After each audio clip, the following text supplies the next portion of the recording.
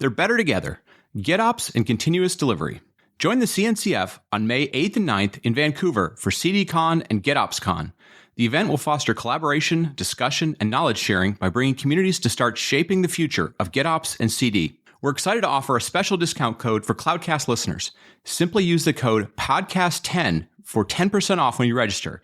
Act fast. That's PODCAST10 for 10% off GitOpsCon and CDCon. Cloudcast Media presents from the massive studios in Raleigh, North Carolina. This is the Cloudcast with Aaron Delp and Brian Gracely, bringing you the best of cloud computing from around the world. Good morning, good evening, wherever you are, and welcome back to the Cloudcast. We are coming to you live from the massive Cloudcast studios here in Raleigh, North Carolina. March is well underway. The pollen is well underway. My hoarse voice is well underway. But welcome back to another Study Perspective. Good to be with you all. Hope everybody's doing well, starting to get into spring. I know, at least around here in North Carolina, things are starting to bloom quite a bit. It's been warm. The trees are blooming. The pollen is blooming. All sorts of things are blooming. Want to kind of dive into something that, if I go back, I didn't think we'd ever be talking about this, but we are now 3 years into the pandemic. It is roughly March 6th, 7th, 8th, whenever you're listening to the show. And that was right about the time that most countries, at least, the United States was probably one of the later ones because it started in Asia, spread through Europe and got to the United States. United States being, the largest economy, things start getting affected. But, for at least for Aaron and I, this was right around the time when literally the world shut down. The world had been, going through this stuff, but the world, literally shut down. I recall having been at a Red Hat Leadership Summit. We were in Boston. We were all together and we flew home, and literally the next day they were like, nope, shut it down, right? We were starting to see restaurants in which people were contracting the virus, and nobody knew exactly how you got it. They weren't sure if it was how you touched something or, what it was, proximity to people. I know Aaron was at an event with his family, and they literally had to drive home because the planes were shut down. And, it just sort of dawned on me, it's been 3 years. And, so I thought it would be interesting to sort of dive into what have we learned from these 3 years of the pandemic, not so much in a virology perspective, although some of the things that have happened have been pretty amazing. We're not going to talk about the politics of it because people have lots of different opinions. We don't really dive into the politics of it on this show, but kind of want to dive into it from what we as an industry, our perspective on things have been. What did we think early on? How long did we think this was going to last? I do recall, early on, and I put a link to the show notes for a couple of the shows around that time, sort of going, well, the word on the street is this is going to be a couple of months, and then it was, this has been going on for 3 or 4 months. What's going on? And then we started talking about new normals in which, we all work from home, and a whole bunch of things, like we'll never use on-premise stuff anymore. Everything's going to move to the cloud. And so I think we got a number of things right, a number of things wrong. How much this would impact cloud adoption, how long it would last. Obviously, most people were moving to remote work. All people were moving to remote work. But how efficient that would become, how long that would last. And then, kind of we'll talk about a little bit about events, because events obviously were shut down. We've seen events come back to a certain extent.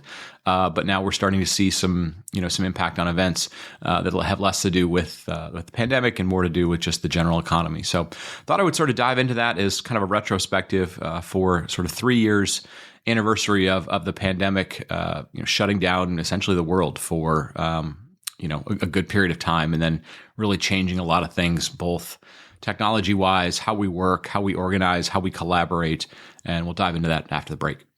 Are you getting pressure from finance to justify or reduce your cloud bill? CloudZero is the only cloud cost platform loved by engineers and trusted by finance. CloudZero can identify unused, idle, or over-provisioned resources, alert you to spend anomalies, and organize 100% of your spend into a framework that mirrors your business structure, like cost per customer, product feature, or team. It's the most powerful platform ever built to provide accurate, granular visibility into your total cloud spend without the typical pitfalls of legacy cloud cost management tools like endless tagging or clunky Kubernetes support. Manage cost, optimize development, and maximize profit, all in one platform. Join companies like Rapid7, Drift, and SeatGeek by visiting cloudzero.com/cloudcast to get started. That's cloudzero.com/cloudcast. Visit today to experience immediate and ongoing savings on your cloud bill.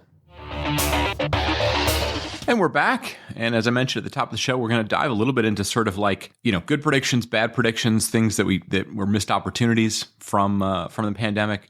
And then we'll dive into sort of good habits, bad habits, and lesson learned. All the things that we've kind of, summarization of the last 3 years or so. I think if we go back a little bit, when this first happened, it was pretty amazing. I think that right at the early stage of this, because I do recall for as information centric of a world as we live in, and the way that so much information spreads so fast, whether it's a tragedy or a sports score or some sort of weather event or something in politics or just something stupid, a celebrity says something or, some trend is like, it feels like everybody sort of is aware of stuff. And the pandemic felt different. And I don't mean different in the sense of, I think, we were hearing some reports. And again, I'm coming to this entirely from the United States perspective because that's the only perspective I have on this because that's where I was at the time. We were seeing, just a few reports out of China, out of the Wuhan region about this virus. And in all reality, like we've seen multiple viruses in APAC, in China, in various regions of things that were, driven by, it was a bird flu or it was a whatever. And I think early on we sort of thought, okay, well, this is another one of those. It's going to be sort of contained. That region, if you've ever been to Asia, if you've traveled through there, wearing masks is a pretty common thing that you'll see. And, we were sort of seeing it. We didn't really think too much of it, right? We didn't think, 4, 5, 7, 10,000 miles away is a global pandemic. And then, we started seeing some stuff. But again, that stuff was starting in January of 2020, not March. And again, it's only a couple of months, but still that's a long, long time in our information age. And then as it started to spread and we started to see some things happen in Europe, but it was weird in the United States because it was like seeing the future or seeing like a tidal wave coming, but it was hundreds and hundreds of miles away. And you were just like, well, that's it's far away. It's not coming to us. And then obviously once it hit United States shores, it had, begun to ravish, Europe and at least a number of areas of Europe, Asia Pacific, especially China. It was in, massive lockdowns and all sorts of things were happening. And then we all started to kind of wrap our head around this, especially those of us that, don't just work in one region, but work in multiple regions. I had a very good friend at the time who, he worked for a company who had, huge presence in China, and they were trying to figure out like, what are the people at our company going to do? Like, how are they going to come into work? How are they going to eat? How do we avoid socialization? But still, we were still very much in the world of, well, this is like the flu or, like any other sort of seasonal, just thing that happens, the flu being the most common thing, people talk about flu season or cough and cold season or whatever. And, at first we were all thinking like, well, okay, well, how are we going to kind of work around this, right? Like, do we have to sort of stay farther away? How are we going to do that? Because people tend to be densely packed when they go in the office. And again, this is going back 3 years. People were going to the office. It was a regular thing. Yes, there were remote workers, but not what we have today. So all that stuff sort of happened. And then we went through the initial shock of like literally it was going to be a 2-week, just shut the world down. If we shut the world down for 2 weeks, and we sort of stop the spread, we're not as in close proximity to people and all those sort of things, this will go away. And, while that was sort of an interesting concept, I mean, there wasn't a vaccine at the time of any sort in any country. But, the initial thought was, okay, this is caused through touch, so wash your hands. This might be caused through like coughing or something, so stay away from people, don't hug. Maybe consider wearing a mask. But even early on, at least in Europe and in the United States, like wearing a mask wasn't a thing. It wasn't even something we thought about because it wasn't something we had lived through in any of those cultures. But it was just sort of stay away from people. And hopefully if we do this for a couple of weeks, we don't go into the office, we don't go into restaurants, we don't gather together at gyms or other places, we'll slow the curve, right? And we weren't seeing the numbers at the time that we saw. And I'll put in the show notes, I made a spreadsheet of this just because at some point I was incredibly curious as to, what the toll was and how fast was it growing? Was it getting any better? And so, we all went through this sort of zombie stage for the first couple of weeks of like, well, what does this mean? And you went stir crazy, and you couldn't. I mean, you couldn't hug your kids, and you couldn't. People were sleeping in different bedrooms, and all sorts of things. Were going on. Let alone all the tragedies that were happening in hospitals and overcrowding and all that kind of stuff.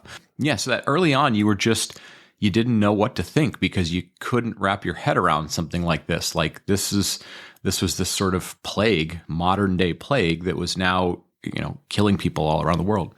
And then at some point, we kind of came to this realization of like, well, this can't be life. This can't be what's going to happen. We're going to have to figure out how to get back to work and how to function and how to do things.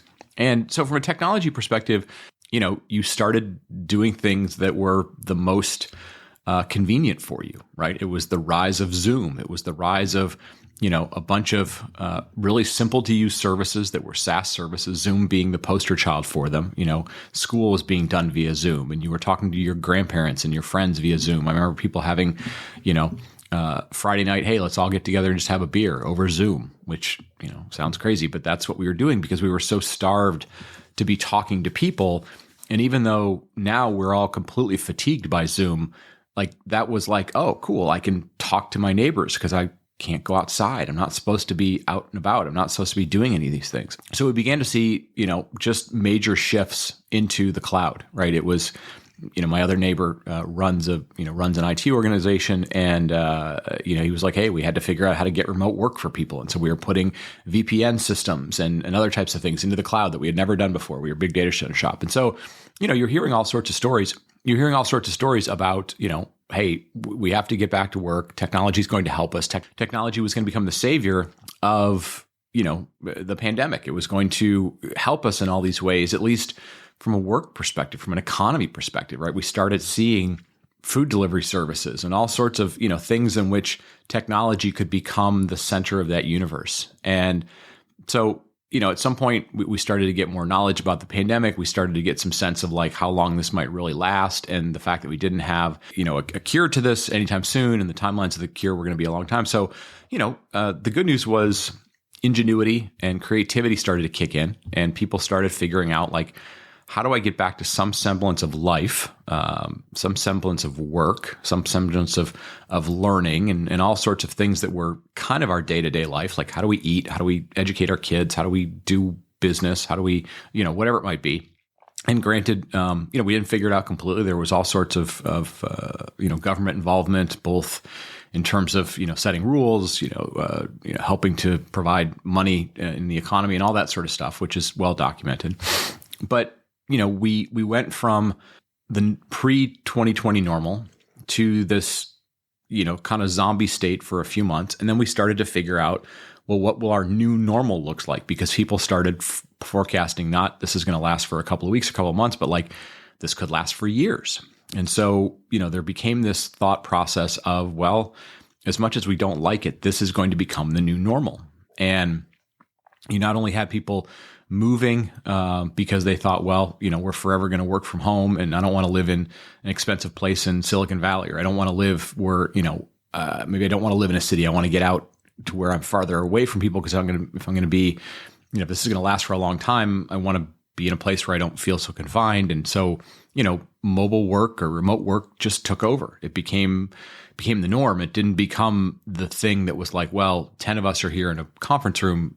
There's a few of you that are remote. It was everybody was remote. And so, not only were we using a ton of cloud services to make everyday things, work, business work and education and stuff, but remote work became the norm. And so that was a big change for a lot of people who hadn't been used to those sort of things. For those of us that live in primary cities for technology, we were very used to that.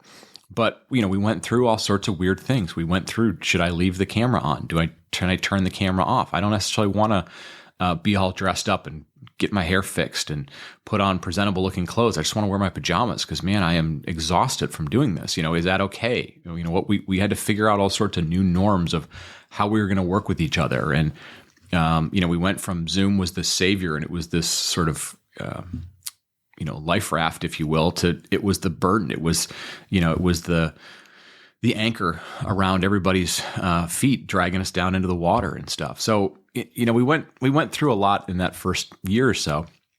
And if we look back on it, a couple of years in, what happened was, as we were trying to figure out that new norm, we started thinking, as we tend to do in technology, that, once something new comes along, it will take over everything. It will become the way that everything gets done. It's the way we talk about, Kubernetes will take over everything, and serverless will take over everything, and public cloud will take over everything, and ChatGPT and AI and whatever. We have this tendency in technology to talk about, once the new thing kind of gets started and a few of us understand it, like it'll just take over, because we could, in theory, imagine that it would take over everything.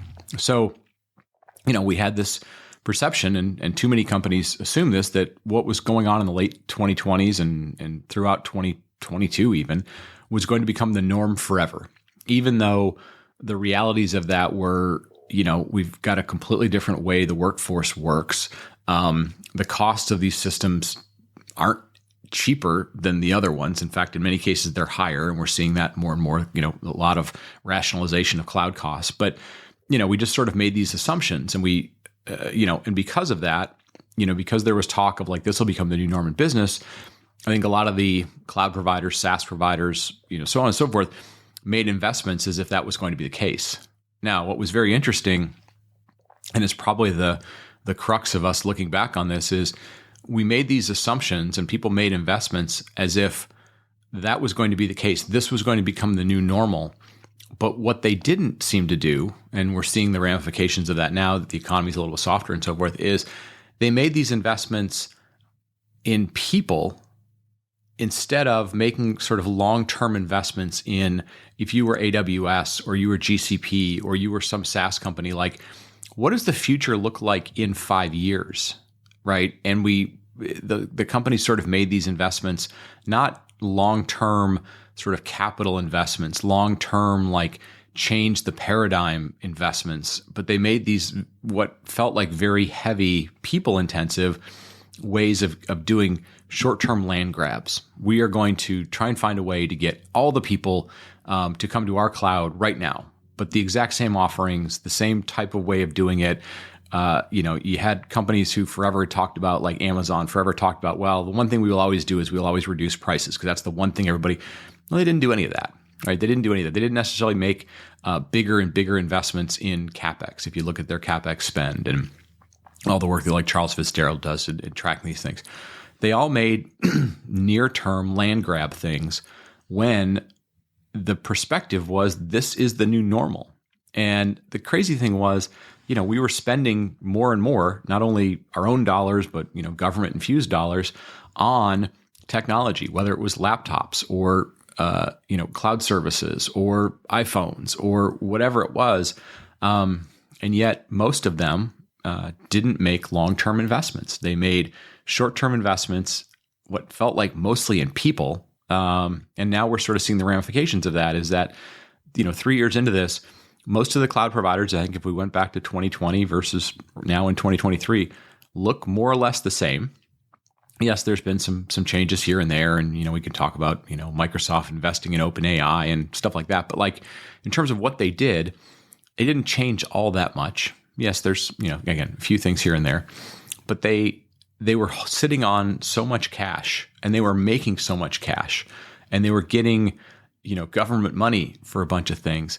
I think people are going to look back at that and go, boy, those companies had the opportunity to really make material changes, and they knew, or at least they thought this was going to be a long-term thing, and they made very short-term investments in things that were the most expensive things they could invest in. They invested in people, and now we're seeing the ramifications of that, in that we're seeing a number of layoffs. I don't know that they've really gotten even back to anywhere near the number of people they had pre-pandemic, but a number of people have been laid off. We haven't seen, we've seen some growth in the cloud, but we're seeing, a huge set of talk now about, hey, the cloud's too expensive and we need to, cut back on those costs. Maybe we're not sure if that next set of migrations is going to go into the cloud. So a lot of those things sort of happen. And so I think that's going to be one of the big things. Same thing with the SaaS services. So SaaS services, we're seeing more and more of them, lay off various people. We haven't seen, any of them really break away from where they were, right? So a lot of sort of short-term thinking. And again, our industry loves to talk about setting the future, but we also sort of incentivize people in the very short term. So, short-term stock price, short-term incentives and so forth. So nothing really changed in that sense.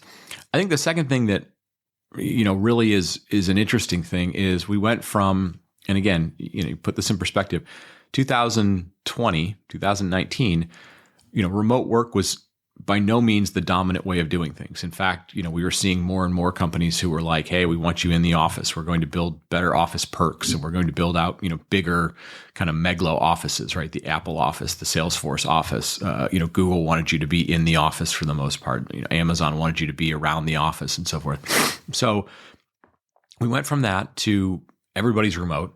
And, people started figuring out, oh, okay, the workers have the power. We saw a bunch of salaries go up. We saw a lot of entitlement happen. Oh, well, I have 5 or 6 offers, so therefore I should be, a director, even though I've only been working in this job for a year and a half. So we saw some weird behaviors. And again, weird behaviors happen anytime we have manias and chaos in the system. But we never figured out a better way to be efficient remote, right? We just sort of went and adopted the culture that we have in offices, which is like lots and lots of meetings, lots of status updates. And we haven't really figured out a way to do that any better. And now we're in a situation in which a lot of people are remote. A lot of businesses feel a loss of control over what's going on, a lot of inefficiency, if you will. And I think we're going to create a very new tension in between a lot of sort of management layers who are like, look, we're trying to run this business. The economy is now in a tougher time. We have to be efficient in our business. And, because of the last couple of years, the ability to let people work wherever they want and hence sort of have control over what they do at an individual level is somehow fighting against now the ability of teams to form, teams to collaborate, teams to be efficient, the ability to sort of work around known time zones or work around known collaboration mechanisms. We now have, pick your favorite conferencing tool, pick your favorite tracking tool, pick your favorite, well, that person really likes Asana. But the other thing that's happened over the last 3 or 4 years, and again, I think this is going to have some longer term ramifications, is we're seeing more and more people who are like, look, dude, the plan is in Asana. And you're like, well, that's fine. Can you explain that to people? Are you actively reaching out to make sure that they are engaged? Well, they should just get the notifications from Asana. And, I think a few years of having worked this way in which everything is remote, everything is not face-to-face. You don't necessarily have a rapport with your workers, with your coworkers, with your colleagues, with whatever. And we just sort of go, well, it's in the tool. The status is in the tool. You should get a notification in the tool. It's going to take us a while to unwind what that means, what that's going to be. And obviously we're starting to see some things in which companies want people to come back. We're now sort of, we heard about quiet quitting and the great resignation. We're now sort of seeing the threat of having people come back to the office being a mechanism to go, well, if they don't want to come back to the office, that'll give us a reason to lay people off. So we have a lot of tension now sort of between workers who, claimed a lot of freedom. We're asking for a lot of freedom in return for, hey, we're going to actually probably make you work a lot extra hours because you're not doing commuting and so forth. But the tension is going to be like, how do we get back to some sort of balance here? Because, we've seen layoffs, we've seen management have a little more control over, kind of in the power balance, but the dynamics of how work gets done, I think really kind of got broken more than it got improved. And I think, if we really look back on this, the two things from a technology perspective, from an industry perspective, that we're going to look back on are probably going to be, cloud became the de facto, but it didn't change the paradigm of how things are happening. And so people are kind of reevaluating, okay, does it need to have as much power as we thought it did, right? Will we push everything into the cloud? It feels like maybe that's being questioned. The second thing is, the dynamic of how people work, how teams work, how they collaborate, where they work, what's the power dynamic between management and workers. And that's kind of under fire right now. And then I think the third thing that we're going to see is as a result of that second thing is, this new sort of push of usable AI, whether it's the ChatGPT style stuff or other types of stuff, is going to, play a bigger role in that sort of dichotomy between, management and workers, and how much can I start to offload things if finding people that can collaborate, can't collaborate, do want to work together, willing to work in certain locations, how they're willing to work, all that sort of stuff. Some of these automated tools, some of these AI types of tools will, accelerate some of the push in one direction or another. So, again, it's interesting to look back at what, again, even in a short period of time, 2 or 3 years, how much things have changed. Or how much they haven't changed. So I think it's worthwhile to do these retrospectives once in a while. Would love to hear people's feedback on, how your world has changed over the last 2 or 3 years. Obviously, first and foremost, hope everybody's been healthy. I know a lot of people have been affected by that. That's always going to be first and foremost. But, from a technology perspective, curious if we are missing anything really big in this retrospective, because I think it's helpful for us to sometimes look back and figure out how we got to where we are, because sometimes it helps inform us as to where things are going, right? We see things repeat itself. Sometimes we see things that are completely new because it's a shock to the system. So yeah, if you're listening to this and you go, oh, no, you missed a couple of things, please let us know.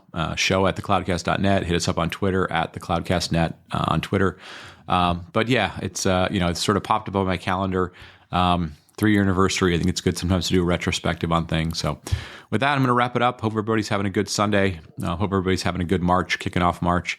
Thanks for telling a friend. Thanks for helping us grow the show. Thanks for helping us, meet new people and meet new topics and ideas. Again, we're always looking for ideas for the show, but also what you want to hear. So not only just people reaching out and saying, hey, can we be on the show? But hey, what do you guys want to hear just topic wise, or who do you want to see us have on the show? Let us know. So with that, I'll wrap it up. We'll talk to you next week. Thank you for listening to The Cloudcast.